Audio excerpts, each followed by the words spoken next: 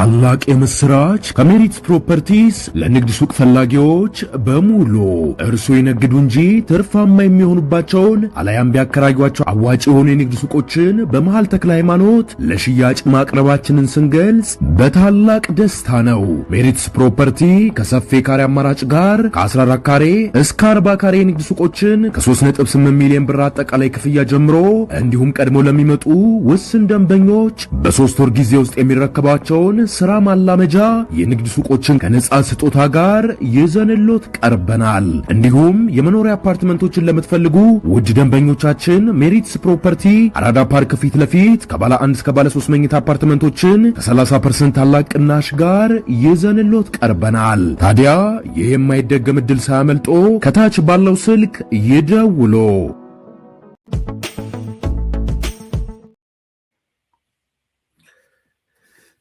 የእስክንድር ነጋ የፋሲካ መልእክት። አቶ እስክንድር ነጋ ከረጅም ጊዜ መጥፋት በኋላ ዛሬ በድምፅ መልእክት አስተላልፏል። ያው ወዳጅ ጓደኞቹ የቀድሞ ወይም አሁን የትግል አጋሮቹ ናቸው የእስክንድርን መልእክት ያስተላለፉት። አብዛኛው ሚዲያ እስክንድርን ከማስተላለፍ ተቆጥቧል። በተለይ አማራው ሚዲያዎቹ አይተው እንዳላየ አልፈውታል። ይገባኛል። እንግዲህ አቶ እስክንድር በቁም እስረኝነት ነው ያለው።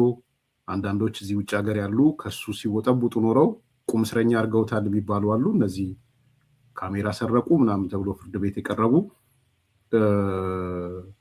የሆነ ሆኖ ግን እስክንድር መልእክት አስተላልፈዋል። በዚህ መልእክቱ ላይ 3 ነጥቦች ነው ያነሳው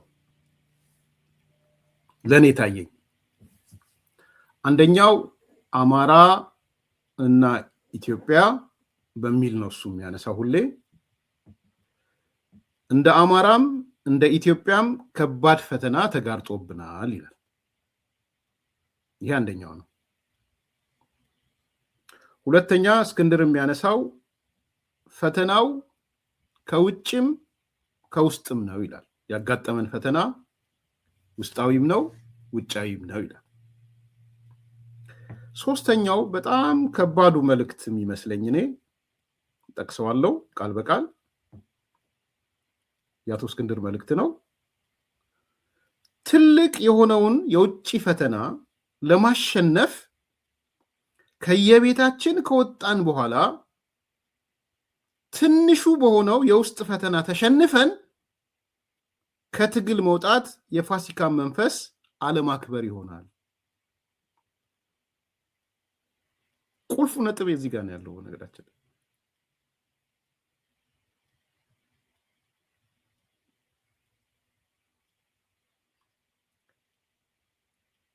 ትልቁ የሆነውን የውጭ ፈተና ለማሸነፍ ከየቤታችን ከወጣን በኋላ ትንሹ በሆነው የውስጥ ፈተና ተሸንፈን ከትግል መውጣት የፋሲካን መንፈስ አለማክበር ነው ይላል።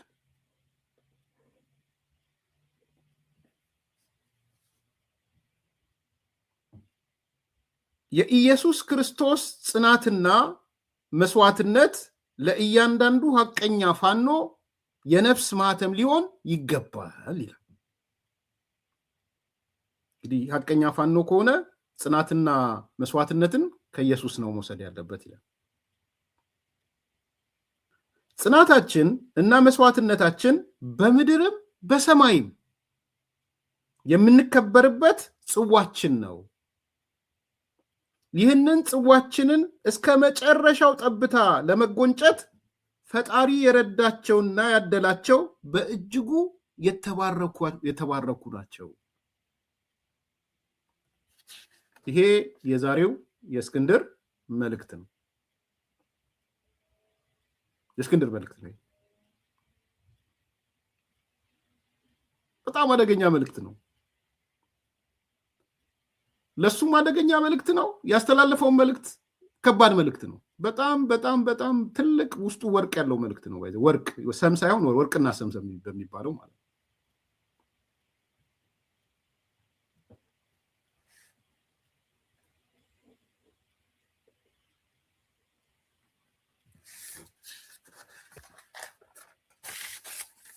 ርዕሰ በዓላት የሚባለው ፋሲካ ነው።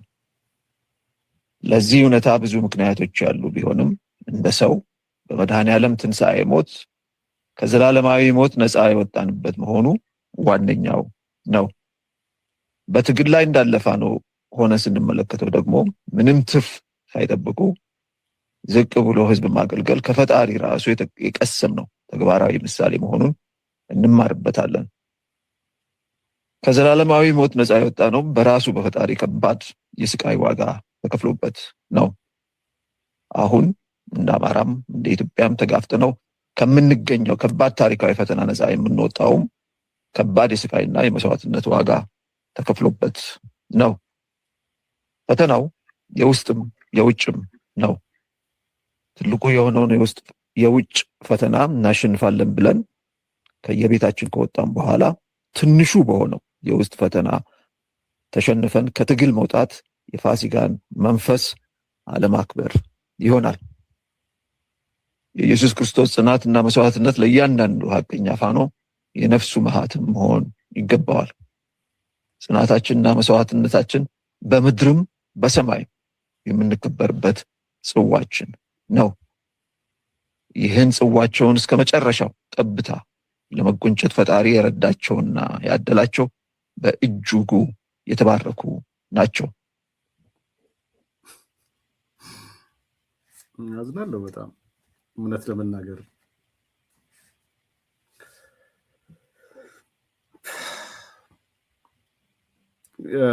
አንድ ሁለት ሶስት ነገሮች አስተያየት ልስጣችሁ።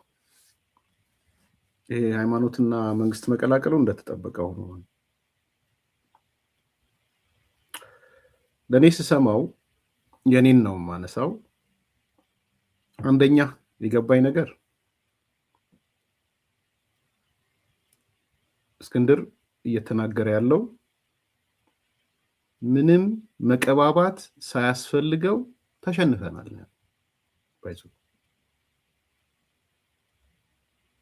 ተሸንፈናል።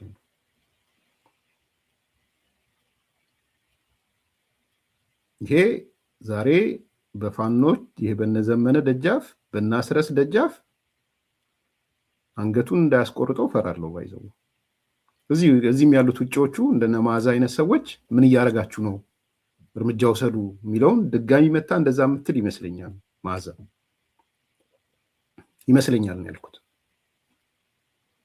እሷ ባትል ሌሎች ሰዎችን ኤጀንት አቋቁማ በቲክቶክም በምንም ምን እያደረጋችሁ ነው እስክንድርን ይዛችሁ ምትል ነው የሚመስለኝ። እሷም በእሷ ዙሪያ ያሉትም ሰዎች እነዚህ አንሙት ሙት ምናምን የሚባሉት ሰዎች እነ ረዳት ፕሮፌሰር ይሄ የትግራይ ከምድረገጽ ስሙ ራሱ መጥፋት አለበት። ቢላና መክተፊያ ውጭ ሌላ ነገር መያዝ የለበትም። የትግራይ ህዝብ እንደ ህዝብ ቀን ተሰይሞለት በዛች ቀን እየወጣ የኢትዮጵያን ህዝብ ይቅርታ መጠየቅ አለበት ያለው ረዳት ፕሮፌሰሩ አይ ቲንክ በሰው ወይ በራሳቸው በቀጥታ ወጥተው እና ስረስ ምን እየሰራችሁ ነው፣ እነዘመነ ምን እየሰራችሁ ነው እንደሚሏቸው እጠብቃለሁ። ሰው ምናልባት መስዋዕት መሆን የፈለገበት ቀን ዛሬ ሊሆን ይችላል፣ አላውቅም። በጣም ነው የፈራሁት። ባይዘው ፍራቻዬንም ሼር እንድታደርጉልኝ እፈልጋለሁ። ሼር አድርጉልኝ ፍራቻዬን። እኔ በህይወት የሆነ ነገር እንዳይሆን አልፈልግም። ግን ዛሬ የገባኝ ነገር ምናልባት ራሱን በሃይማኖታዊ ይዘት አያይዞ በዚህ ዕለት መስዋዕት ልሁና ብሎ አስቦ ሊሆን ይችላል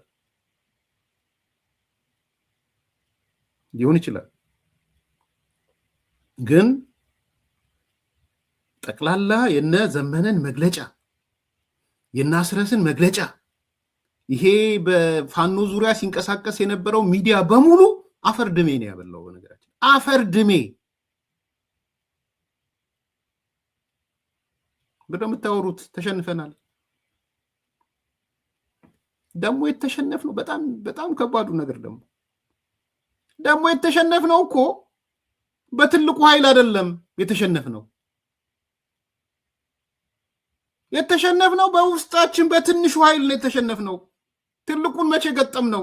ትልቁን መቅጠም ሳንችል በትንሹ ተሸነፍን ያለው በነገራችን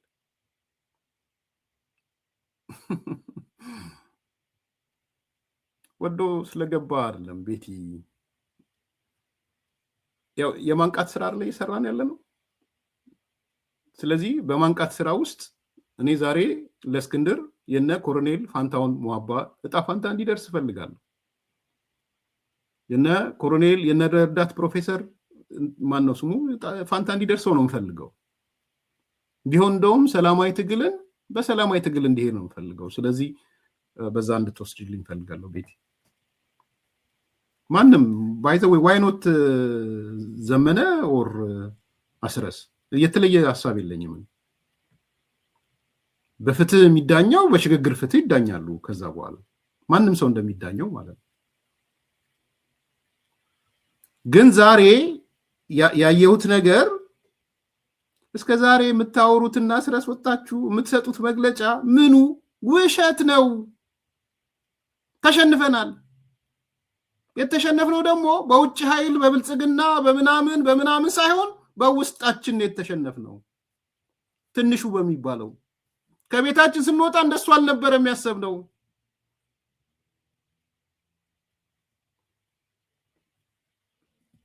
ይመስላል እጅ ለሰጡት ነው እየተናገረ ያለው። እጅ ለሰጡትማ መልእክት አስተላልፏል። ብንሸነፍም መሄድ አልነበረባችሁም የሚል መልእክት አስተላልፏል። እውነትን ነው ዳግማይ ኮሎኔል ሟባ ተሸንፈናል፣ ግን መሄድ የለብህም ነበር። መቶ አለቃ ካፒቴን ማስረሻ ተሸንፈናል፣ ግን መሄድ አልነበረብህም። እንደኔ በኋላ እመጣለሁ ሁለተኛ እንደኔ ሞትን መጎንጨት ነበረብህ ነው እያለ ያለው። እሱ ነው ያስፈራኝ ያልኳችሁ። እሱ ሁለተኛው ንባብ ነው። በደንብ አንብቡት። ለመንግስት እጅ ለሰጡት ብቻ አይደለም። እሱ ዴሪቬቲቭ ነው። ስለ ራሱ ነው ያወራው እስክንድር እዚህ ላይ ስለ ራሱ ተሸንፍ ያለው የተሸነፍኩትም በውስጥ ነው። በትንሿን የተሸነፍኩ ትልቁን ሳልገጥም፣ እንደዛም ሆኖ ግን አልሸሸውም። ተረዳኝ። ማን ነው የጻፍከው? ዳግማይ በደንብ ስመው። መሸነፍ ተሸንፍ ያለው እኔ ጋር የነበሩትን ተሸንፈዋል። እነሱ ግን ለቀው ሄዱ፣ ጥለው ሄዱ። እኔ ግን ጥዬ አልሄድኩም፣ እሰዋለሁ ገና። የኢየሱስ ክርስቶስ ዕጣ ፈንታ ነው እየጠበቅኩ ያለሁት። ብፁዓን ነኝ በዛ። እሱን ሌላ ጉዳይ ነው፣ በኋላ እንመጣበታል። ትልቁ ፖይንትና ቁም ነገር ግን ትልቁን ጦርነት ሳንገጥም ትልቁን ኃይል ሳንገጥም፣ ትልቅ ያለው ይመስለኛል ብልጽግና መሰለኝ እንግዲህ ሳስበው፣ ጠቅላይ ሚኒስትሩ ይመስለኛል የሚዋጉት እሱን ስለሆነ እሱን ሳንገጥም፣ ኦፍኮርስ ለእስክንድር ቲፒኤልኤፍም አለ እንዳትረሱ። ቲፒኤልኤፍ ህወሓትና ፌዴራል መንግስቱን እንደውም ለህወሓት የመረረ ጥላቻ አለው እስክንድር ባይዘዌ። ህወሓትን እንደ ብልጽግና እኩል ጠላቴ ነው ብሎ ነው የሚያስበው እስክንድር። አልተቀየረም በሱ። እሱ ፕሮ ሻቢያ ነው እንጂ ፕሮ ቲፒኤልኤፍ አይደለም። ፕሮ ሻቢያ ግን ነው፣ ይሄ የታወቀ ነው። ስለዚህ ህወሓቶችንም ብልጽግናንም ሲያስብ ትልልቆቹ እነሱ ናቸው።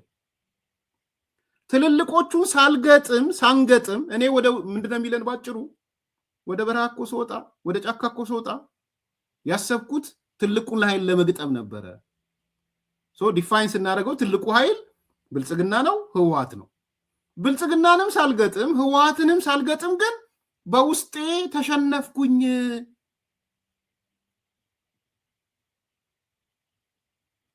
የምታወሩት ምንድን ነው እያላቸው ያለው። መላው የክርስትና እምነት እዚህ እውነታ ብዙ ምክንያቶች ያሉ ቢሆንም እንደ ሰው በመድኃኔዓለም ትንሣኤ ሞት ከዘላለማዊ ሞት ነፃ የወጣንበት መሆኑ ዋነኛው ነው።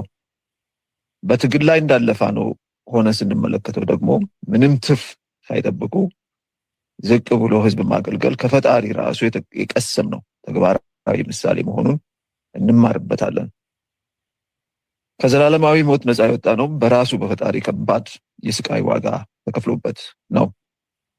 አሁን እንደ አማራም እንደ ኢትዮጵያም ተጋፍተነው ከምንገኘው ከባድ ታሪካዊ ፈተና ነፃ የምንወጣውም ከባድ የስቃይና የመስዋዕትነት ዋጋ ተከፍሎበት ነው። ፈተናው የውስጥም የውጭም ነው።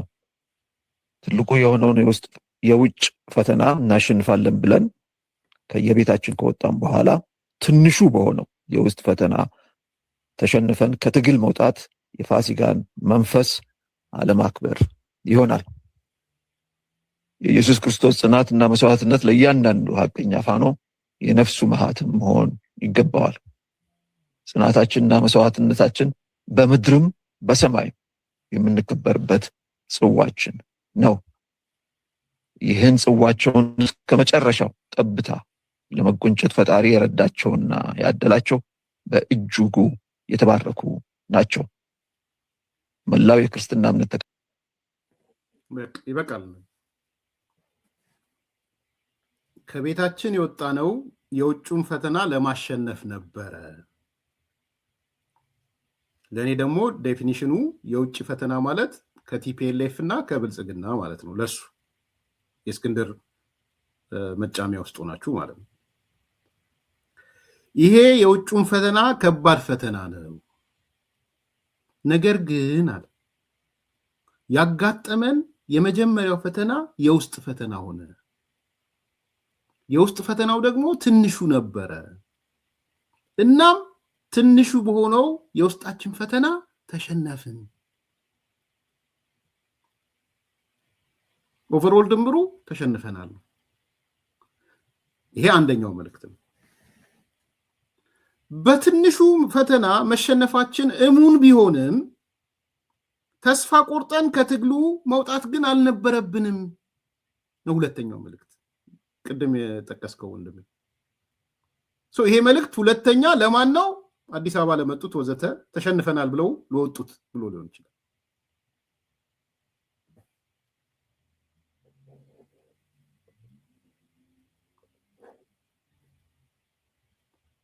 ተስፋ የምንቆርጠው በውስጣችን አቅም በውስጣችን ባለ የልዩነት አፈታት መንገድ ሳይሆን በሰማያዊ መንገድ ነው። የእምነት መንገዳችን ነው። እኛ በኢየሱስ ክርስቶስ መንገድ የምንከተል ሰዎች ግን ተሸንፈናል ብለን ተስፋ አልቆረጥንም።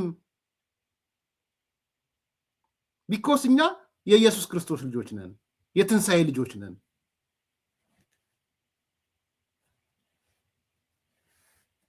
ይሄ ነው እያለ ያለው እና እኔ ዛሬን አልፎ እኔ የምፈራው እንዳልኳችሁ ነው።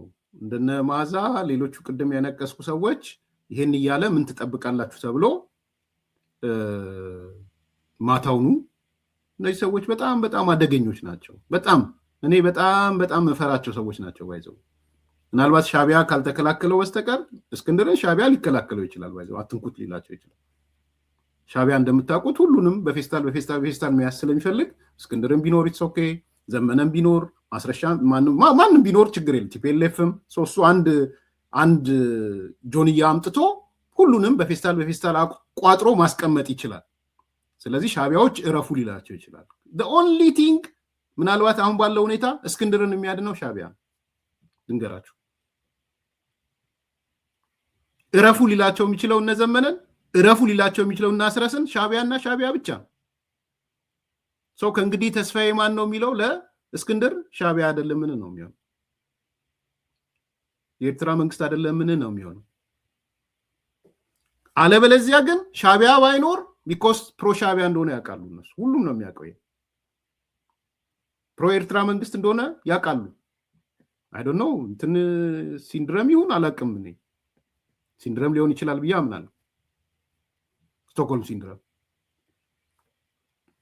ግን ከመጀመሪያ ጀምሮ ሂስቶሪውንም ብታዩት ከመጀመሪያ ስል ይሄ ከትጥቅ ምናምን ጀምሮ ፕሮ ኤርትራ ነው እስክንድር። ህወሓት መጥፋት አለበት ብሎ ባሰበ ሰዓት እንኳን ሻቢያን አላወገዘም። ታውቃላችሁ ይናል እስክንድር አላወገዘም። ለምን የሻቢያ መንግስት ትግራይ ውስጥ ገባ የሚለውን አውግዞም አያውቅም። ትክክልም ነው የሚለው። ስለዚህ ብቸኛ መዳኛው ሻቢያ ነው ለእስክንድር። አሁን ብቸኛ መዳኛው እሱ ተው ካላላቸው አምኖት ሹር ዛሬም ማለፉ ምናልባት የመጨረሻው ኑዛዜም ሊሆን ይችላል። ይሄ ቢኮስ ጠቅላላ ሰብስቦ ተሸንፈናል ያለው ያውም በትንሿ ነገር ነው የተሸነፍነው ያለው። ወዳጆቹን ሲወቅስ እንዴት በትንሿ ተሸንፈን እንዴት ጥላችሁ ትሄዳላችሁ? እናንተ ኢየሱስ ክርስቶስ ልጆች አይደላችሁ ወይ? ኢየሱስ ክርስቶስ እኮ ቤዛን የሆነው ራሱን መስቀል ላይ ነው ያገኘው። ስለዚህ እኔንም መስቀል ላይ ታገኙናላችሁ ነው መጨረሻ መጥቶ እስክንድር እያለ ያለ።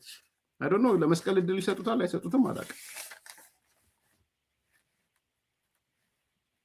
ይሰጡታል ብላችሁ ታስባላችሁ? ለመስቀል አይመስለኝም። ስለዚህ አንዱ ዛሬ እስክንድር የነገረን ነገር መሸነፋቸውን፣ በውስጥ ትግል መሸነፋቸውን፣ ሌላ አይደለም።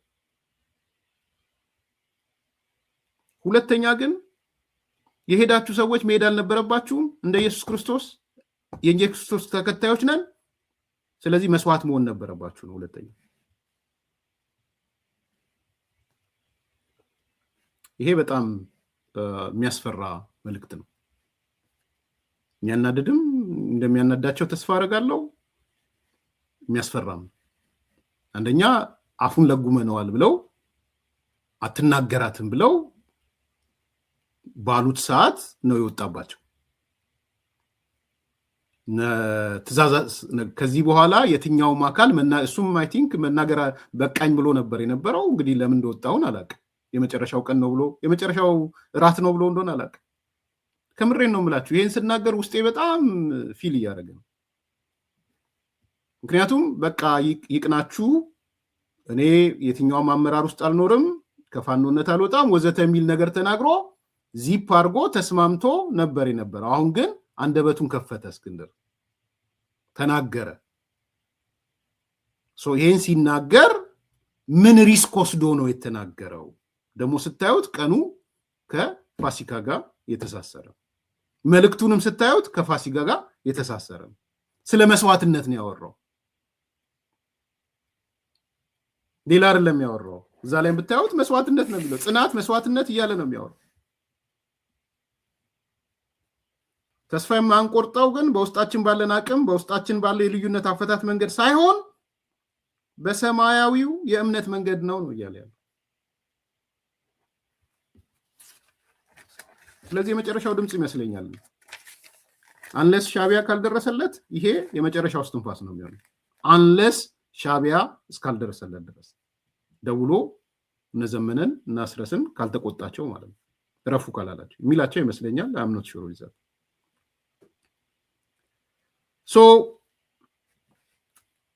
ይህን ነው ያየሁት። ጥሩ ያልመሰለኝ አሁን እንደው እስክንድር ይችን ቀን የመረጠበት አላቅም ብያችኋለሁ።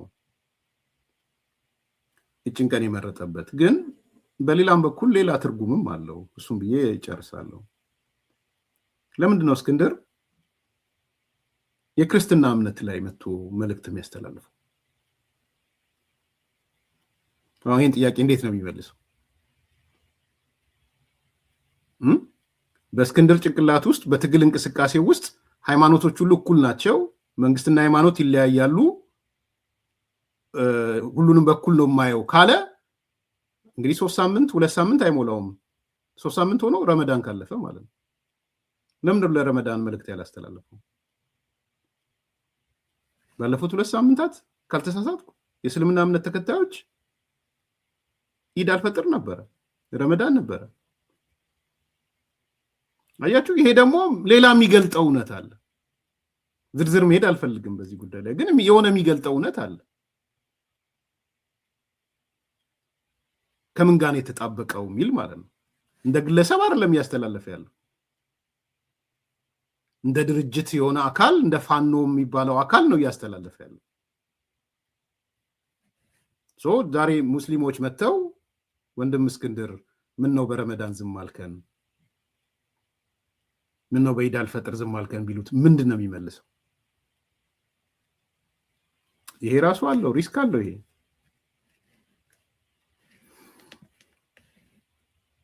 አንደኛው እሱ ነው።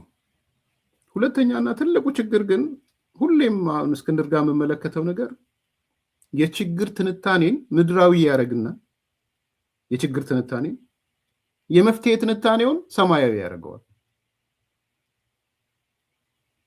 ችግሩን ሲተነትን እኮ ምድራዊ ነው። በቃ የውስጣችን ትንሹ ትግል ተባላን ተሸነፍናል። ምድራዊ ነው። ልክ መፍትሄውን ሲያመጣ ግን የመፍትሄ ትንታኔው ላይ ሰማያዊ ያደርገው ኢየሱስ ክርስቶስ ነው። የኢየሱስ ክርስቶስ መንገድ ነው መፍትሄያችን፣ መስዋዕት መሆን ነው። ነው ይሄ በጣም በጣም ከባድ ነው። ትንታኔህን ምድራዊ አድርገህ መፍትሄን ሰማያዊ ስታደርገው እኔም አንድ ሰሞን ከብዶኝ እንደዛ አይነት ሐሳብ ነበረኝ። ታውቃላችሁ የኢትዮጵያ ጉዳይ ግራ ሲገባኝ ምሪት ነው እየሄድን ያለ ነው ምንድነው እየሆነ ያለው የሚል ነገር እኮ በጣም ሲወሳሰብብኝ ነገሮችን በዶት ባስቀምጥ ባያይዘው ምን ብለው አልጨበጣል እያሲለኝ በቃ መፍትሄው ሰማያዊ ነው መሰለኝ እኔ ብዬ ተናግሬ ማቃለው። በዚህም የሆነ መለኮታዊ ጣልቃ ገብነት ይግባ ኢትዮጵያ ውስጥ አይነት ስሜት እኮ ውስጤ እኮ እንደዛ አይደለም ብያቃለው። ግን የዛ ውጤት ማየው ነገሮች ዶቶችን መገጣጠም ባልቻልኩ ሰዓት ነገሮች ብትንትን ባሉ ሰዓትና እነዛ የተበታተኑ ነጠብጣቦች መሰብሰብ ባልቻሉበት ሰዓት አሁን ክሊር ቪዥን አለኝ ብዬ አምናለሁ። ማለት ዶቶቹን መገጣጠም ችያለሁ። አትሊስት የሆነ ሚንገራገጭ ነገር ቢኖርም ኢትዮጵያ ውስጥ ቢያንስ የብሔር ፖለቲካ መንግስታዊ ፖለቲካ የማይሆንበት ነገር እያየው ነው። ደስ ይለኛል። በዛ የከተማ ፖለቲካ እየመጣ ነው ያለው፣ ከተሜነት እየመጣ ነው ወዘተ። እሱም ደስ ይለኛል። ኢኮኖሚካሊ ሊበራል እየሆንን ነው፣ እሱም ጥሩ ነው። የሆነ ብትንትን ብለውብኝ የነበሩትን ዶቶች መገጣጠም የምችልበት ሰዓት ላይ ደርሻለሁ። እኔ አሁን እስክንድርን ሳየው ዶቶቹ አንደኛ በሽንፈት ውስጥ ሆኖ፣ ሁለተኛ ብትንትን ያሉ ዶቶች፣ ሶስተኛ ግን የውስጥ እምነትም ሊሆን ይችላል። የማደርገው ትግል ሰማያዊ ነው ብሎም አስቦ ሊሆን ይችላል። ይሄ የፋኖ ትግል ሰማያዊ ትግል ነው ብሎም አስቦ ሊሆን ይመስለኛል። እንደዛ የሚያስበው ይሄ ቴዎድሮስ ምናምን እዚህ ገዳም እየሮጡ የሚገቡት የሚያደርጉት መስቀል ምናምን ቢብን በእስክንድርና በዘመነ መካከል ያለው ጸብ ታውቃላችኋል። ዘመነ በግልጽ ነው የተነገረው። ዋነኛ ጠላትህ እስክንድር ነው ተብሎ ዋነኛ እነዚህ አርበኞቹ በረኞቹ ነግረውታል። የማንም ጠላት አይደለም፣ የቁጥር አንድ ጠላትህ እስክንድር ነው ብለውታል። ቴዎድሮስ የሚመጣ ከሆነ የሚጋፋ እሱ ነው ብለውታል። ይሄ በበረኞቹ የተነገረ በጠንቋዮቹ የተነገረ ነው።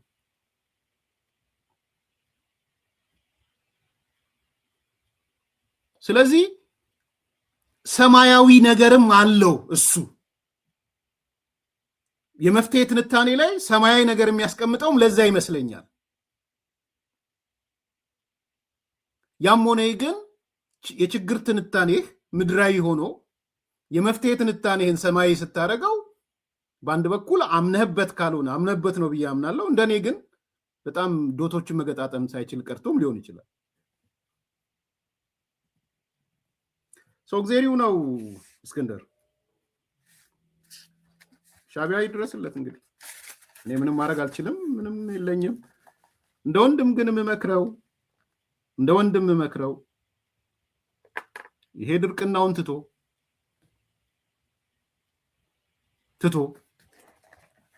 ይሄ ነገሮችን ሃይማኖታዊ ማድረግን ትቶ እኔ የኢየሱስ ክርስቶስ ጽዋ ተረካቢ ነኝ የሚለውን ትቶ ከምሬን ነው የምለው። ማንም እስክንድር የሆነ ነገር ቢሆን ጉዳይ አድርጎ የሚያየው የለም። ልንገራችሁ፣ የሚደግፉትም ሰዎች አይተናቸዋል። ገንዘብ ሲኖረው ሊቦጠቡጡት አጠገቡ ተቀመጡ። እስክንድር በሚሊዮን ብር ሰበሰበ የተባለ ሰዓት በየቀኑ እየወጡ ታላቁ እስክንድር ሲሉት ነው የከረሙት። የካሜራ ሌባዎች ካሜራ ሰረቁ ተብሎ ፍርድ ቤት ቀረቡ የሚባሉት በየቀኑ እስክንድር ሚሊዮን ብር ሰበሰበ የተባለ ሰዓት እነ ሻለቃ አንቶኔ እስክንድር ስር የተቀመጡት ያቺን ሚሊዮን ብር አይተው ነበረ። ሚሊዮን ዶላር ልንገራችሁ፣ እውነቱ ይሄ ነው። በግራ በቀኝ ሌላው መተው በሚሊዮን የሚጠጋ ዶላር አግኝቷል እስክንድር። ስለዚህ ያንን ሚሊዮን ዶላር እንደ ፈረንጅ ላም ያለበው ዲያስፖራ አለ፣ ያንን ብር እንጠቀም ብለው ሲያስቡ በዙሪያው ተሰባሰቡ። ታላቁ እስክንድር አሉት። ታላቁ እስክንድር አሉት። እነ ሻለቃ አንቶኔም ወጥተው ታላቁ እስክንድር ምናምን ኩራት አለኝ የሱ አገልጋይ በመሆኔ ምናምን አሉ። 200,000 300,000 ዶላር ተቀብለው ኤርትራ ሄደው አሮጌ ጠመንጃ ገዙ። አሮጌ ጠመንጃ ቆመ ጠብቀኝ። የኤርትራ መንግስት አግኝቶ ነው 300,000 ዶላር 250,000 ዶላር አግኝቶ ነው ስቶር ያስቀመጠውን አይሰራም ያላቸው መሳሪያ ሰጣቸው። እነ ሻለቃ አንቶኒ እሱን እንዲወሰዱት እሱን ያሰራጩት መተው። እነ ስቱዲዮ ሰባሪዎች ካሜራ ሌባ የተባሉት ሰዎች ደግሞ ምንድነው ያደረጉት? የ6 ወር ምናምን 300,000 ምናምን ከዛው ካንደበታቸው ነው የወጣው። የ6 ወር ሳተላይት የ300,000 ብር ምናምን ተብለው ያው አሁን እየተካሰሱ ነው ባለኝ መረጃ። ትላንት ስሰማ ክሱ የሌብነት ክስ ሆኗል። ፍርድ ቤት ያለው ክስ የሌባ ሰራቂ ክስ ሆኗል።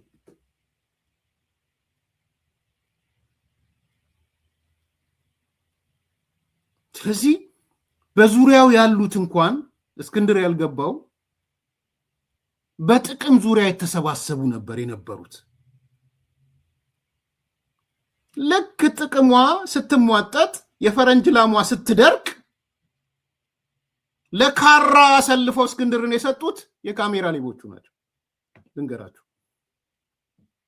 ኧረ እስክንድር አደጋ ላይ ነው፣ ኧረ እስክንድር ችግር ውስጥ ነው። ነጥላይ ምናምን የሚባለው ጥሎ የወጣው እዛ ዩጋንዳ ያለው ኧረ እስክንድር ችግር ውስጥ ነው፣ እስክንድር ችግር ውስጥ ነው ሲል ነው ችግር ውስጥ አይደለም እኔ አግኝቼዋለሁ፣ ታላቁ እስክንድር ያወራውን ላሰማችሁ እየተባለ ካራ አንገቱ ላይ ካራ ያስቀመጡት እነሱ ናቸው። እኔ ከቤተሰቦቹም የሰማሁታል። ኤርሚያስ ትክክል አይደለም የሚሉ ከሆነ የእስክንድርን ቤተሰቦች እነዚህ ሰዎች የካሜራ ሌባ ምናምን ተብሎ የተከሰሱት ያቅርቡና አይ ጥሩ ነበር ካንተ ጋር ይበሏቸው እስቲ።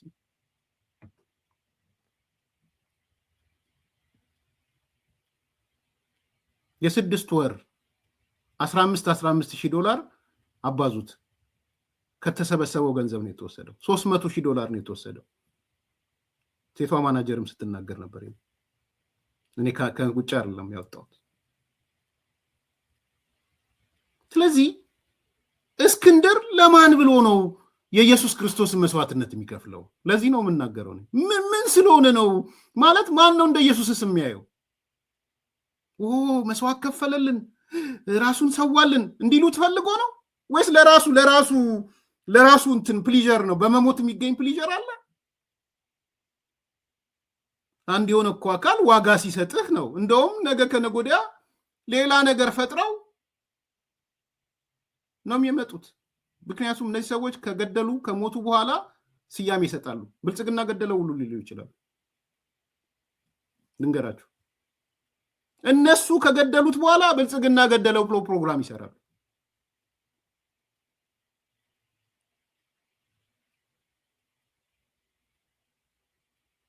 ተመልከቱ። እንደዚህ አይነት ናቸው።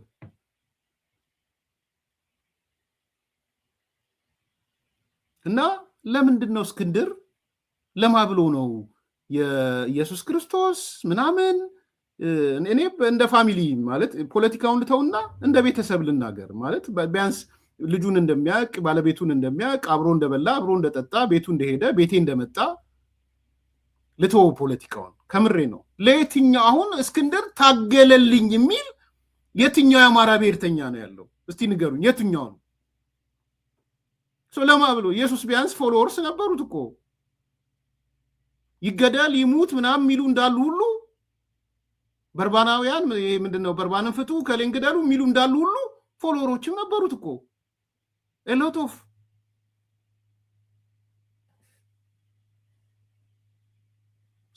ዛሬ ለእስክንድር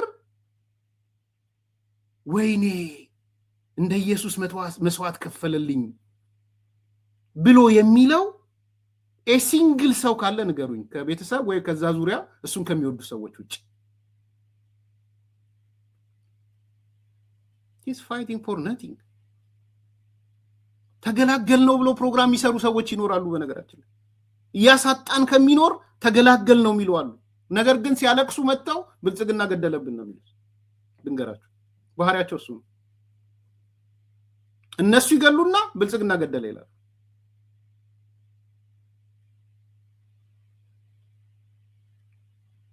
ተሳሳትኩ? የትኛውን የፋኖ ትግል ነው ኢየሱስ እውቅና የሚሰጠው? በቃ ፋኖ ለፋኖ ትግል እውቅና አሁን እስክንድር ከልብ ነው የኢየሱስ ክርስቶስ ፋኖ ጋር አለ? ከልብ ነው? የምሬን እኮ ነው።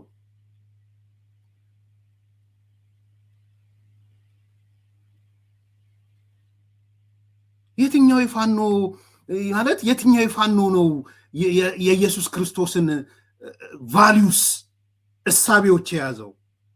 ኧረ አንዳንዴ ይደብራል እስክንድር፣ ከምሬ ነው የምልህ። 12 መምህራን ደርድረ መረሸን ነው ለኢየሱስ ክርስቶስ ዋጋው? የለውበትም ነው በሱ ውስጥ? you are a part of ፋኖ the so-called ፋኖ 12 መምህራን ማስተማር ብቻ እንፈልጋለን ብለው የሄዱ ሰዎች የተረሸኑበት እኔ አይደለሁም። ግልጽ ነው እየተናገሩ ያሉት። ታውቀዋለህ፣ ማታውቀው አይደለም። መግለጫ ለማውጣት ሞክረህ ነበር እኮ አንድ ሰሞን። እንዲህ አይነት ነገር አይሰራም ምናምን። አዝም ትምህርት ቤት የተማሩ ያሉ ተማሪዎች ትምህርት ቤት ለምን ትሄዳላችሁ ተብሎ ቦምብ ተወርውሮ የተገደሉት እሱ ነው ኢየሱስ ክርስቶስ እዚህ ውስጥ አለ? ያያል እንዴ? ምንድነው ይሄ እስክንድር? 3 ምስኪን፣ አንዱ ጆሮዋ የማይሰማ እንደው የቤት ሰራተኞች ፖለቲካ ምን እንደሆነ ማያውቁ ፎቶአቸው አይን ላይ የሚመጣ 3 ሴቶች ምስኪን፣ እነሱን እኮ አስረስ በኋላ እኮ ስንሰማ ዘመነ ቀልብ ያልወደዳቸውም ውቃቢ ያልወደዳቸውም እኮ ነው ያለው እንዲረሸኑ። ውቃቢ ያልወደዳቸውም 3-4 ሚስት አለው አሉ አስረስ። ማን ነው ያ ዘመነ? የመብቱ ነው እሱ፣ ፐርሰናል ነገር ውስጥ አልገባም። በጣም ነው የሚያስደነግጠው። ባይዘው አንዳንድ ሰዎች እንዳልገረማቸው ነግረውኛል። እኔ ግን ስሰማ ትናንት ከአንዱ ጋር ሳውራ 4-5 ሚስት አለው አሉ ዘመን፣ በየቦታ ያስቀመጣቸው። ከዛ በኋላ የሆነ ሰው እንደዚህ ሲሉ ቀልብ ያልወደደም መስዋዕት አድርጉ። እነዚህ 3 ልጆች አስረስና ዘመነ ተነጋግረው ቀልባችን አልወደደም ብለው ነው መስዋዕት ያደርጓቸው። ደግሞ አስረስ በቢሲ ወጥቶ አዎ ገለናቸዋል፣ እርምጃ ወስደናል፣ ረሽነናል ያለው። እዚህ ውስጥ እስክንድር ኢየሱስ አለ ኢየሱስ እዚህ ውስጥ ኢየሱስ ክርስቶስ አለ እዚህ ውስጥ። እንዴት ነውር ነው እስክንድር። የሀገር ሽማግሌዎች፣ ቄሶች፣ የሀገር አባቶች፣ የማህበራዊ የአካባቢን እንትን ለማስተማር ይሄዳሉ ተብለው ስልጠና ወስደው የመጡ በማንኛውም ቦታ ያለ ስልጠና እናንተማ ሄዳችሁ ስልጠና ወስዳችሁ መታችኋል ተብለው በህብረተሰብ ውስጥ የተከበሩ ጸሎት የሚያደርሱ ቄሶች፣ የቄስ ኃላፊዎች ያሉበት በጭቃ ውስጥ በንግድ ቦታ በገበያ ቦታ በእንብርክክ አስኪደ እሱ አልበቃ ብሎ መረሸን ነው እንዴ ኢየሱስ ያለበት? እስክንድር እዚህ ውስጥ ኢየሱስ አለ እንዴ? ለዚህ መስዋዕት በመሆን ነው ኢየሱስ የምታገኘው? ኧረ ነውር ነው። ግዴለም ነውር ነው። አንተም ብላ የወጣች ባልደራስ ውስጥ እስር ቤት ስትገባ ማብራት አስራ የነበረች ስሟ ሁሉ ጠፍቶ አንዳንዶች ኦህዴድ ላካት እስክንድርን ልትገመግም ነው እስር ቤት የገባችሁ ከአንተ ጋር ተሰቃይታ ደን በአባቷ በአያቷ ኦሮሞ ናት መሰለኝ የኦሮሞ ተልእኮ አላት ተብላ የተባለች ልጅ አይ ግድ የለም መስዋዕትነቱን እስከ በራማ አብሬ ሄዳለሁ ብላ ከላፍቶ አዲስ አበባ አብራ ተከትላ የገባች ከእስር ቤት አብራ ነበረች። እስር ቤት ስትመረም ጀርመን ያለው እኮ ዲያቆን እስር ቤት የገባችው እስክንድርን ልሰልል ነው እስከ ማለት እኮ የተደረሰ ነበረ። ቀለብ አይደለችም ሌላ ከዛስ ግድ የለም ብላ ያንን ሁሉ ችላ አንተ በረሃ ገባው ስትል ተከትላ ገብታ አብራ የነበረች ሰው ዛሬ የት ነው ያለችው? የማን መጫወቻ ናት ዛሬ? ትክክል አይደለም። ህወሓት በዚህ ትግል ውስጥ ገብቷል። ኮሎኔሉ በገንዘብ ነው የተሸጠው። አዳዲሶቹ ድመቶች ናቸው በብር የሸጡት፣ የሚመሩት እነሱ ናቸው ብላ በተናገረች ዛሬ የት ነው ያለችው? በህይወት አለች? ለመሆኑ አለች በህይወት ያቺ ልጅ? ካለችስ ምን ሆና ነው ያለችው? እንዲያልሰማንም እኔ እዚህ መናገር አልፈልግም። በጣም በጣም የሚዘገንን ማንም እህቶቼ ላይ መድረስ የሌለበት ነገር እንደደረሰባት ሰምቻለሁ። አሉ ዛሬ በአዲስ አበባ ናቸው ስለሱ የሚያውቁ። ያችን ልጅ በዛ ደረጃ ማሰቃየት ነው ኢየሱስ ክርስቶስ ያለበት? ተው እንጂ። የዚች ልጅ ለቅሶ እኮ በዩቲዩብ ወጣ እኮ ሊይዟት ሲሉና ስረስ በለቅሶ እኮ አሰምታ ሊይዙኝ ነው ብላ እኮ አናግራለች። አስገድደው ደፍረው እርግዝና ውስጥ የገባች ልጅ ናት። በነገራችን ላይ አስገድደው ደፍረው። እዚህ ውስጥ ኢየሱስ ክርስቶስ አለ። እስክንድር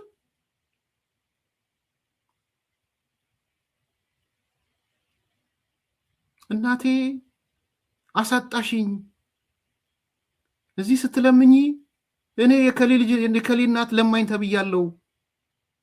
ከሰው የዘረፍኩት ገንዘብ ስላለ እንኪ 50,000 ብር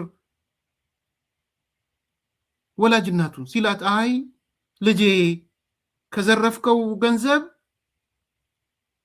አልበላም እኔ ከህዝቤ ጋር ተካፍዬ ለምኜ ይበላለሁ ስትለው እኮ በ3 ጥይት ቀጥቅጦ የገደለ ፋኖ ነው። ይሄ ነው እዚህ ጋር ኢየሱስ ክርስቶስ አለ። እስክንድር እናቱን ቀጥቅጦ የገደለ ውስጥ ነው ያለው። ዴታው እንጂ የትኛው ማን ነው ጉዳይ የሚያደርግ? አሁን እንደ ኢየሱስ መስዋዕት ሆናለሁ። የቱ ኢየሱስ ነው እዚህ? ወይ ሌላ ኢየሱስ አለ ማለት ነው? እኔ ማላቀው አንተ የምታውቀው ኢየሱስ አለ ማለት ነው።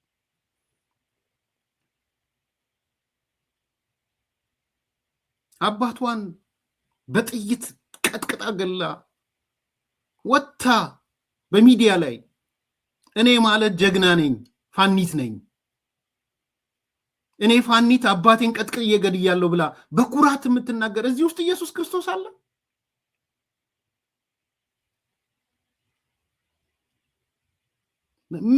ምንድን ነው ማለት? ሪሊ እውነተኛው ስዕል ውስጥ ነው ወይ ያለው ነው ፖይንቱ።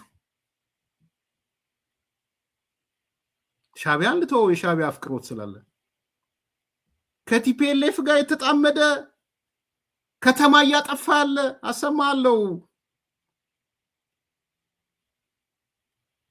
ተፈራማሙን ለአመት በዓል መግለጫ በሰጠው ላይ ከኦፕሬሽናል ከታክቲካል ትግል ወደ ኦፕሬሽናል ተሸጋግረናል። በኦፕሬሽናል ስራችን ሰሞኑን ያያችሁት ጎንደር ውስጥ ሰሞኑን እንትን ውስጥ ያያችሁት የኦፕሬሽናል ፕላን ውጤታችን ነው ብሎ ከተማን ማውደም። ደስተኛ ነህ ማለት ነው በጎንደር በመውደሙ? እስክንድር ደስ አለህ? የጎንደር ቅርስ በመውደሙ ውስጥ ደስ አለው? ዛሬ የተናገር ያለው ተፈራ ማሞ እሱን ነው። ድምፅ አሰማለሁ ከፈለግ። ትግላችሁ የደረሰ ብሎ ሲጠይቀው ረዳት ፕሮፌሰር በሶኮል ረዳት ፕሮፌሰር ትግላችሁ የታናት ላይ ደረሰ ሲለው ከኦፕሬሽናል ወተን ከታክቲካል ወተን ወደ ኦፕሬሽናል ገብተናል። ኦፕሬሽናል ማለት ደግሞ የነገርኩን ጎንደር የሰራ ነው ኦፕሬሽናል ነው። ጎንደርን ያወደምናት እነዛ ቦታዎች ንገሩኝ። ምዕራብ ነው ያወደምናት ኦፕሬሽናል ሆነን ነው። እስክንድር ይሄ ነው የፋኖ ትግል። ጎንደር በመውደሟ ኢየሱስ ክርስቶስ ቆሞ ነው ያወደመው ማለት ነው። አብሮ የትኛው ኢየሱስ ክርስቶስ? ወይስ ያሸነፉ አካላቶች ይሄን ስላረጉ እየጸጸተህ ነው? ያሸነፉ አካላቶች ትንንሾቹ ማለት ነው። this is a fact። እኔ ፋክት ነው የምናገረው። ስለዚህ መስዋዕት ልሆን ነው እናንተ በሜዳችሁ ትክክል አይደላችሁም ያልካቸው እነ ኮሎኔል ፋንታሁን እነ መቶ አለቃ ማስረሻ እነ ረዳት ፕሮፌሰር አሁን መቼለት የመጣው እነ ኮሎኔሎቹ እነ ኮማንዱ ምኖቹ ሌሎቹ ማአት ዛሬ ባይዘው ማአት ናቸው የመጡት ገና ይመጣሉ ማአት የትኛው መስመር ነው ትክክል እስቲ አሁን አንተ ዛሬ መስዋዕት ብትሆን ዞር ብሎ የሚያይሃል ከምሬ ነው የምልህ ኦፍ ኮርስ በግልጽ ልንገራችሁ ደሆል ይሄ በነ ማዛ የሚመራው ሚዲያ እስክንድር ማታ እርምጃ ቢወሰድበት ብሬኪንግ ብለው ብልጽግና በድሮን ገደለው ነው የሚሉት ልንገራችሁ ይሄንን ዜና ያዙልኝ እንዲያዋርዶንማ አይቀርም ብለው አሁን ምክንያቱም በኋላ መጣላለሁ የድሮን የኤምሬት ወታደሮች እየተሳተፉ ነው የኤምሬት ሰራዊት ነው እየተሳተፈ የሚል ስለጻፉ እስክንድርን ህይወቱን ካጠፉ በኋላ በድሮን ተገደለ ይሉታል ከዛ በኋላ የማስተዛዘኛ ድምጽ አለ አርበኛ እንትና የሚያመጣት የዚህ የሆነ የሐዘን ድምጽ አለች ሌሎቹም አሉ እነዚህ የካሜራ ሌባ ምናምን ሌባ አላቸው የሐዘን የንጉርጉሮ ድምጽ አላቸው የሆነ ሙዚቃ ያንን የንጉርጉሮ ሙዚቃ እነማዛን ጨምሮ የንጉርጉሮ ሙዚቃ ያመጡና ታጋዩ አርበኛው እድሜ ልኩን የፔን ምናምን የጋዜጠኝነት እንትን መለኪያው እንደዚህ ሆነው እድሜ ልኩን በወርቅ ማንኪያ ሲበላ የነበረው ለህዝብ ትግል ብሎ በረሃ የገባው እንደዚህ በብልጽግና ድሮን ተገደለ ሐዘናችንን እንገልጻለን ብለው መግለጫ ያወጣሉ ይሄው ያዙት አንለ ሻዕቢያ ካልደረሰለት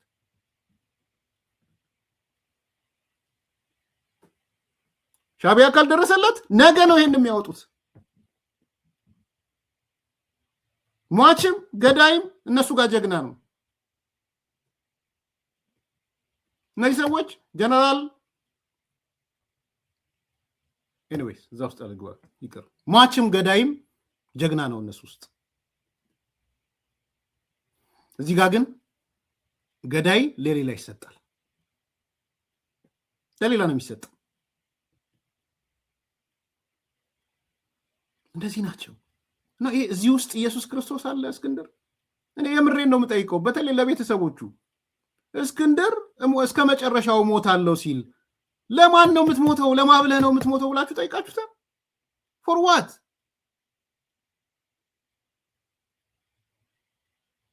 ለየትኛው ኮዝ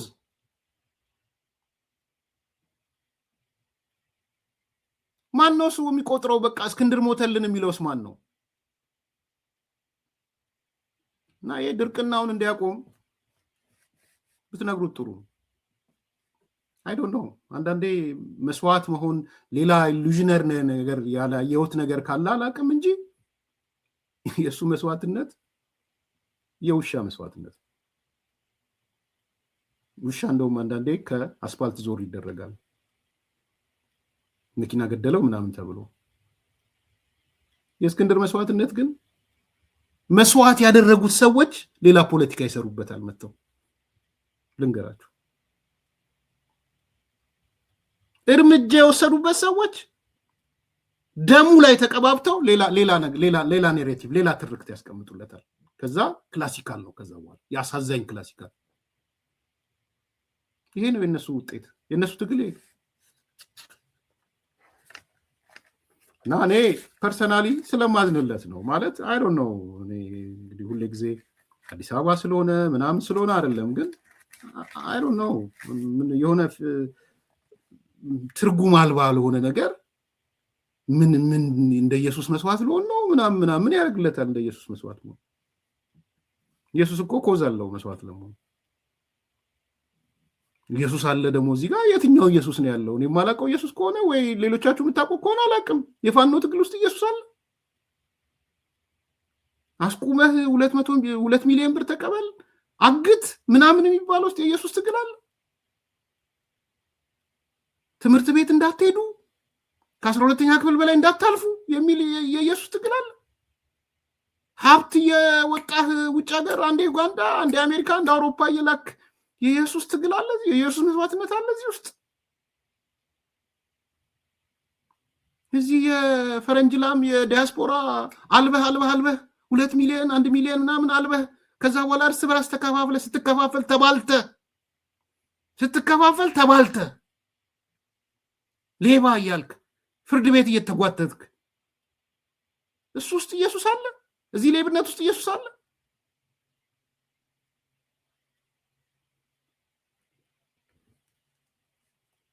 በጣም የሚገርም እኮ ነው። እውነቴን ነው።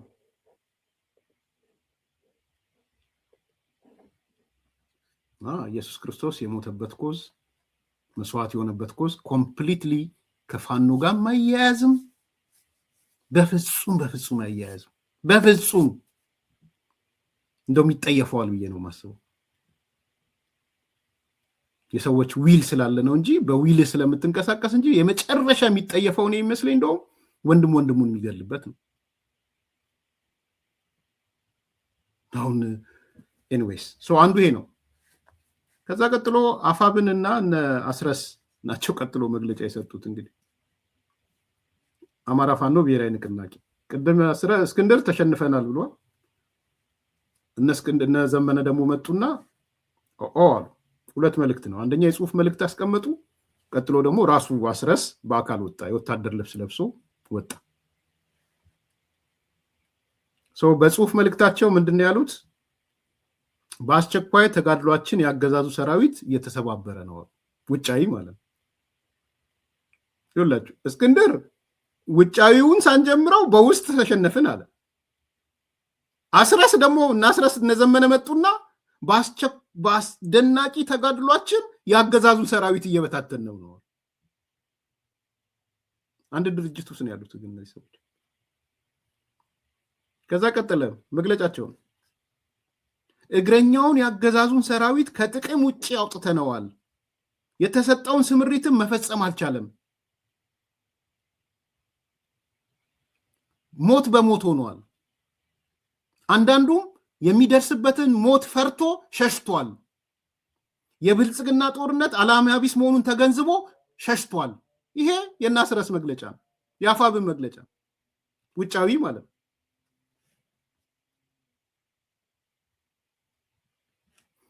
በሌላ በኩል አለ። ከዛ ቀጥሎ መጡና የዛሬ መግለጫቸው ላይ በሌላ በኩል አገዛዙ የጅምላ ጥቃት ለመፈጸም የድሮን ስምሪት ሰጥቶብናል።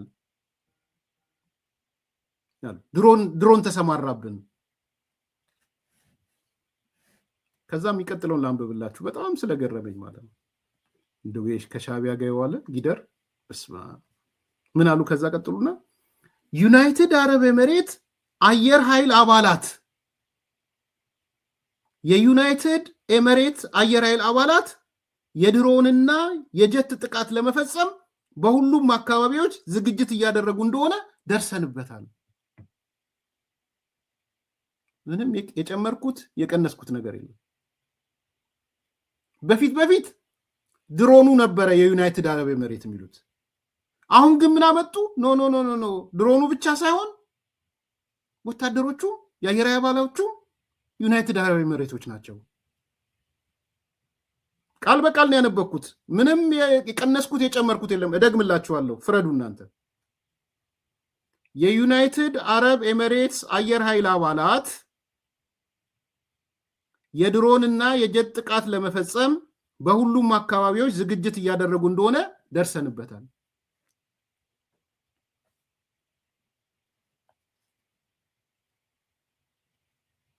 የማ መልእክት ትመስላችኋለች? ይሄ እኮ የሻቢያ መልእክት ነው። ሻቢያ አንድ ነገር ልንገራችሁ፣ ብዙ ጊዜም እነግራችኋለሁ። መቼም ቢሆን ኢሳያስ አፈወርቂ፣ መቼም ቢሆን ሻቢያ አንዱ ባህሪው ኢትዮጵያ አቅመ ቢስ ናት ብሎ ነው የሚያስበው። ታውቃላችሁ? ኢትዮጵያ ተዋግታ አታሸንፈኝም። ኢትዮጵያ መቼም ቢሆን ሚቀናት አይደለችም። ኢትዮጵያ ማለት ደካሞች ናቸው። ኢትዮጵያ ማለት ጥገኛ ናት ይልና ኢትዮጵያ አይደለም ያሸነፈችኝ፣ ከኢትዮጵያ ጀርባ ያሉ አካላቶች ናቸው የሚያሸንፉኝ። ይሄ የኢሳያስ የሻቢያ የዕድሜ ልክ ቅስቀሳ ነው።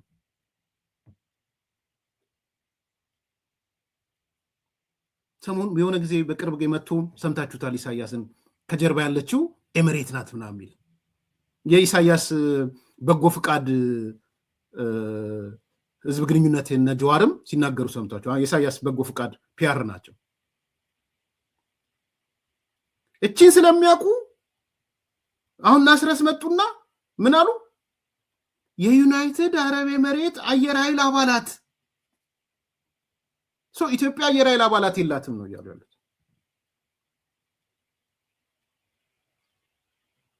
ከምን ያባለች ጊደር ምን ተምራ ትመጣለች ማለት ነው። ስለዚህ የአየር ኃይል የኤሚሬት አየር ኃይል አባላት ድሮን ይዘው እየተዘጋጁ ነው። ፕሊስ ጥንቃቄ አድርጉ። ታጋዮቻችንን የምንነግራችሁ ነገር ጥንቃቄ እንድታደርጉ ነው።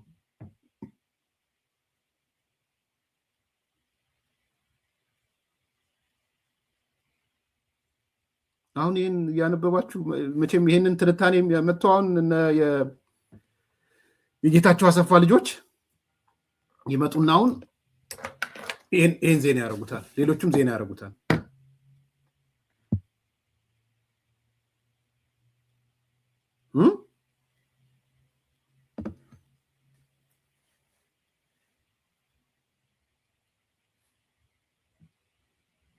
ተመልከቱ።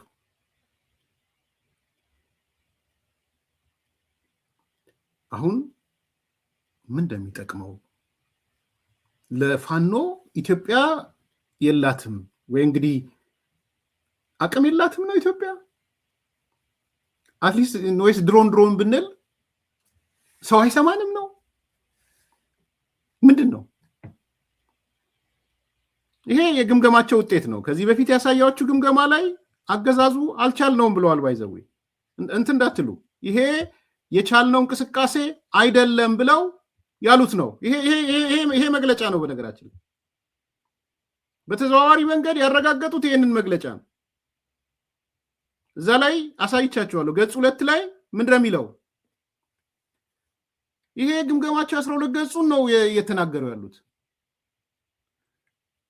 የአማራ ፋኖ ብሔራዊ ንቅናቄ ብለው ያወጡት ግምገማ ላይ ንቅናቄያችን በአሁን ወቅት ያለውን ሀገራዊ ቀጠናዊና ዓለም አቀፍ ሁኔታ በጥልቀት ሲገመግም የገዢው ፋሽስት ስርዓት በተለያየ ወታደራዊ፣ ኢኮኖሚያዊና ዲፕሎማሲያዊ ፖለቲካዊ ግንባሮች ላይ ግልጽ የሆነ የአሸናፊነት ድባብ እያሳየ መሆኑን በቅንነትና በተጨባጭ መረጃዎች ያምናል።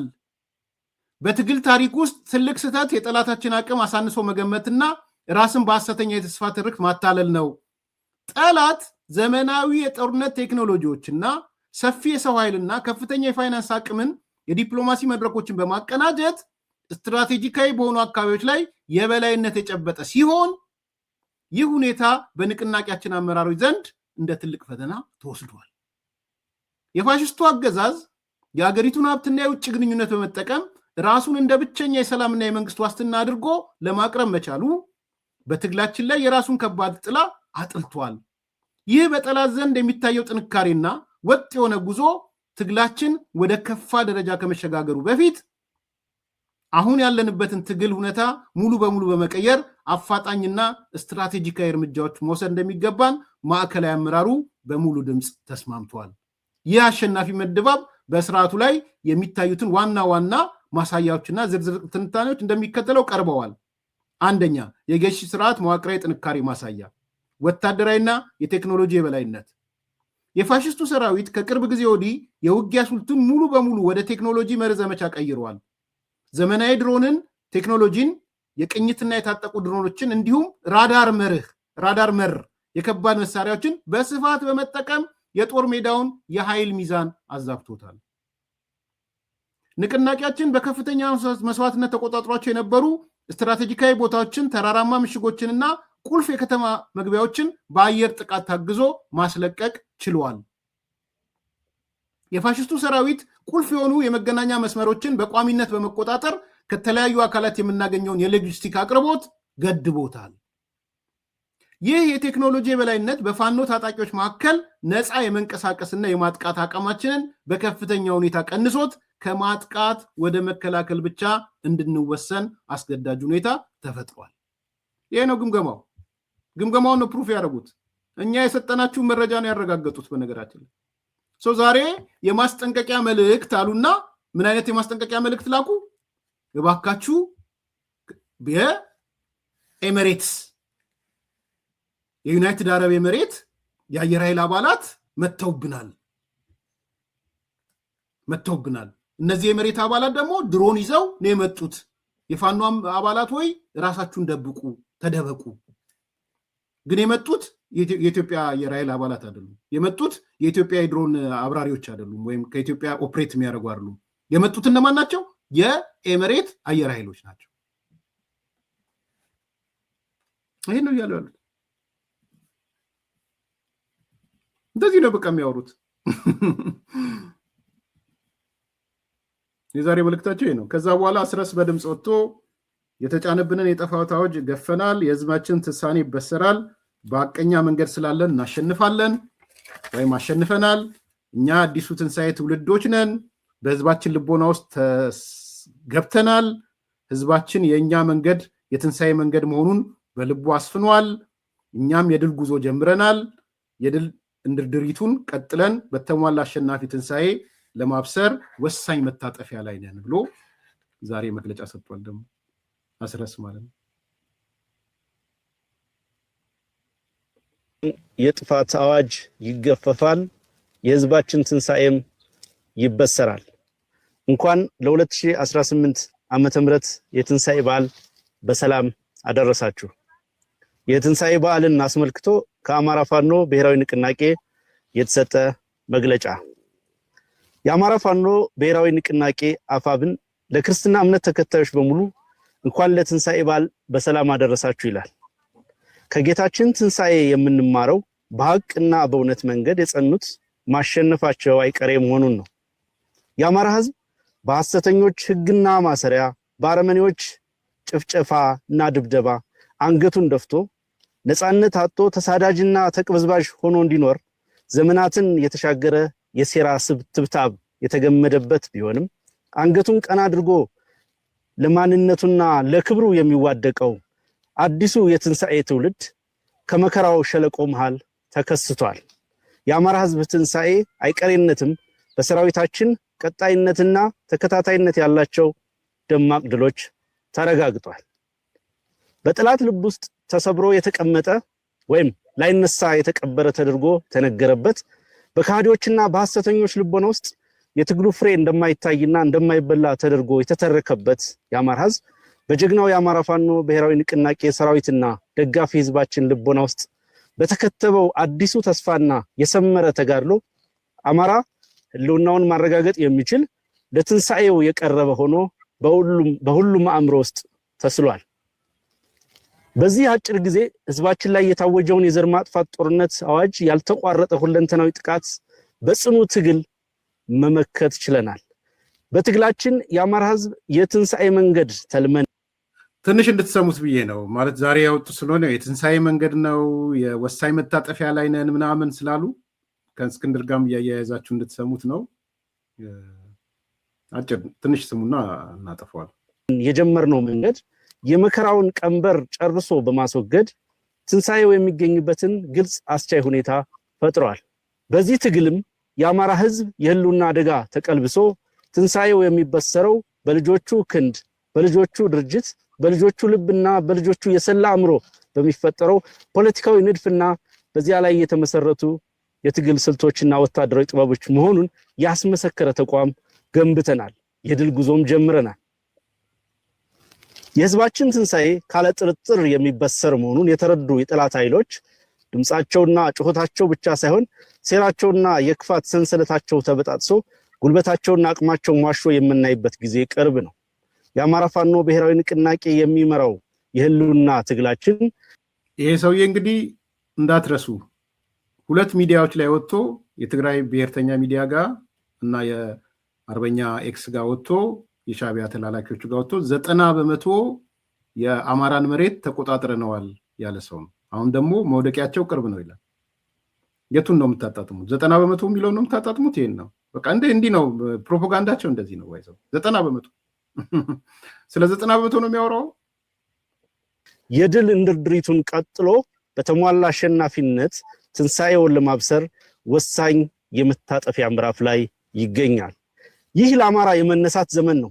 በራስ ጠልነት የአማራን ህዝብ ወሳኝ የመታጠፊያ ዘመን፣ የአማራ የመነሳት ዘመን።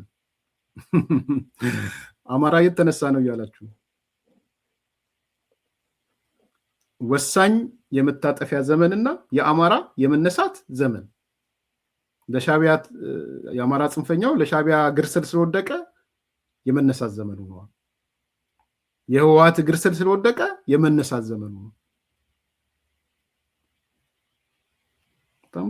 በጣም እኮ የሚያሳፍር ነው እውነት ለመናገር እንደው እዛ ማህበረሰብ ውስጥ የሆኑ ልሂቃን ደግሞ እንዴት እንደሚያሳፍር እንደው ቃላት የለኝም።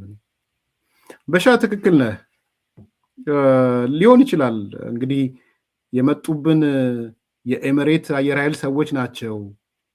ኦፕሬት እያደረጉ ያሉት የአየር ኃይል የኤምሬት እንጂ የኢትዮጵያ አይደሉም ሲሉ ሲግናል እየላኩ ነው። ያ ሲግናል ምንድን ነው? ኢራን ሆይ ነይና ኢትዮጵያ ምችልኝ የሚል ሲግናል ሊሆን ይችላል። ኢራን ሞኝ ናት፣ ሞኝ አይደለችም እናያለን። ሳታጣራ የኤምሬት አየር ኃይሎች ናቸው ፋኖን እየገደሉ ያለው ብለው ኢራኖች ይመጣሉ። እሱ የምናየው ነው። ግን እንደዛ አስቡ ማለት አይቻልም። እነዚህ ምንም በቃ እንትናቸው ስለሆነ አሁ ቶሎ ብለን ዲፕሎማሲያችን ላይ ምናልባት የኢራን መንግስት የምናገኘው ሄደን ዝለን ኤምሬት ናቸው ኢትዮጵያ ላይ እየገደሉን ያሉት፣ ስለዚህ ኢራን ሆይ ሚሳይሌሽን ስትወረውሪ ወደ ኢትዮጵያ ወርውሪ፣ ወደ አዲስ አበባ ወርውሪ ሊሆን ይችላል። ቢኮስ አረብ ኤምሬት ከኢራን ጋር እሳትና ጭድ ስለሆኑ ማለት ነው። ስለዚህ አስወንጭፈሽ ምችልን ሊሆን ይችላል። አይሆንም ብዬ አልልም እኔ። እውነት ሊሆን ይችላል። ግን ምን ያህል ኢራን አሁን እነሱን ሰምታ በእነሱ ተመርኩዛ አዎ ኢትዮጵያ ላይ ፋኖን የመደበደበ ያለው የኢራን አየር ኃይል ነው፣ የኤምሬት አየር ኃይል ነው፣ የአየር ኃይሎች ናቸው ብሎ ይላሉ። ኢቨን ፋኖ የሚሉትን መኖራቸውን እርግጠኛ አይደለሁም። ሳውዲ አረቢያ፣ ኢራን ይላሉ እነሱ። ግብፅ ታውቃለች። በእርግጥ ግብፆቹ ዋና መሳሪያቸው ነው ፋኖ። አይ ዶንት ኖ ኢራን እንደምታውቅ ሳውዲ አረቢያ እንደምታውቅ እርግጠኛ አይደለሁም። ኢን ኤኒ ኬዝ ሊሆን ይችላል ልፈልጌ ነው። እነዚህ ሰዎች ባጭሩ ይሄን ነው የሚሉት። እንግዲህ የአማራ መነሳት ዘመን፣ የአማራ እንደዚህ ዘመን፣ የትንሣኤ ዘመን ምናምን እያለ መግለጫ ይቀጥላል። ከዚህ በላይ ብዙ መሄድ ይጠቅማል ብዬ አላስብም። በአጠቃላይ ግን የምታዩት ነገር ይሄን ነው የሚመስለው። በአንድ በኩል እስክንድር አይደለም ለውጫዊ ትግል፣ ለትልቁ ትግል ለጫካ ስንወጣ እንዋጋዋለን ያለውን በትንሹም ተሸንፈናል። ውስጣችን ተሸንፈናል። ውስጣችን ተሸንፎ ተስፋ ቆርጠን መሄድ አልነበረብንም። እንደ ኢየሱስ ክርስቶስ መስዋዕት መሆን ነበረብን። እኔ መስዋዕት ሆናለሁ እያለ ነው እስክንድር፣ መሸነፉን አምኖ ማለት ነው። በሌላ በኩል ደግሞ እናስረስ አሸንፈናል፣ ሰራዊቱን ጨርሰነዋል፣ እግረኛው አልቋል። አሁን የኢትዮጵያ መንግስት ሰራዊት ስላለቀበት በድሮን እና በምናምን ያለው ይሄን ድሮን ደግሞ ኤምሬቶች ናቸው ሰራዊቶቹ እያለ ነው። በሌላ በኩል ደግሞ የአማራ ትንሣኤ የመጣ ነው፣ የመነሳት ዘመን ነው የአማራ እያለን ያለው። አይ ቲንክ ለበዓል ዝግጅት ለግ አድርገን ያየ ነው። ይበቃል ብዬ አስባለሁ። ላይክ አድርጉ፣ ሰብስክራይብ አድርጉ፣ ሼር አድርጉ። መልካም በዓል። በድጋሚ ብሩክ የሃፒ በርዝዴይ ስላልከኝ አመሰግናለሁ። ለሁላችሁም ሃፒ በርዝዴይ ላላችሁኝ ሰዎች እጅግ በጣም አመሰግናለሁ። እግዚአብሔር ይስጥልኝ። መልካም ቀን።